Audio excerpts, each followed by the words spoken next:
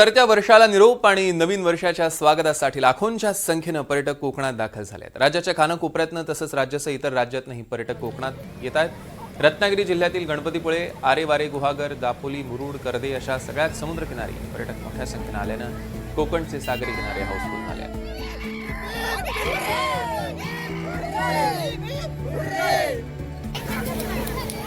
गणपतीपुळे समुद्र किनाऱ्यावरनं याचा आढावा घेतला आमचे प्रतिनिधी राकेश गुडेकर यांनी।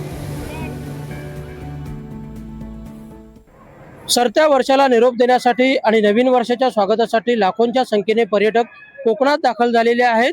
कोकणचा निसर्ग सौंदर्य त्याचप्रमाणे कोकणचे समुद्र किनारे हे पर्यटकांना नेहमीच आकर्षित करत असतात आणि त्यामुळे लाखोंच्या संख्येने पर्यटक हे कोकणात येत असतात। आता देखील नाताळची सध्या सुट्टी आहे, सरत्या वर्षाला निरोप द्यायचा आहे, त्याचप्रमाणे नवीन वर्षाच्या स्वागतासाठी लाखोंच्या संख्येने पर्यटक दाखल झाल्याने कोकणची किनारपट्टी जी आहे ती गजबजलेली आहे।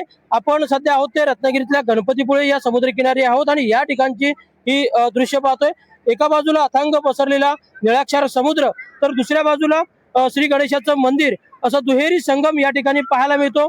श्री गणेशाचं दर्शन झाल्यानंतर समुद्रामध्ये डुबण्याचा आनंद देखील इथे येणारे पर्यटक जे आहेत ते घेत असतात आणि त्याचमुळे आता आपण पाहतोय की पर्यटक कशा पद्धतीने या ठिकाणी मौज मजा समुद्रकिनारी करताना दिसत आहेत। त्यामुळे एकूणच जर आपण पाहायला गेलं तर या वर्षी आता अजूनही आपण पाहायला गेलं तर नवीन वर्षाच्या स्वागतासाठी अवघे काही दिवस शिल्लक राहिलेले आहेत। त्यामुळे लाखोंच्या संख्येने पर्यटक जे आहेत ते कोकणात दाखल झालेले आहेत आणि त्याचमुळे हे कोकणचे सर्वच किनारे म्हणजे त्यामध्ये दापोली असेल, मुरुड असेल, करदे असेल, गुहागर असेल किंवा रत्नागिरीतील भाटे असेल, त्याचप्रमाणे मांडवी समुद्र किनारा असेल, असे सर्वच किनारपट्टी जी आहे ती किनारपट्टी या पर्यटकांनी गजबजून गेलेली आहे।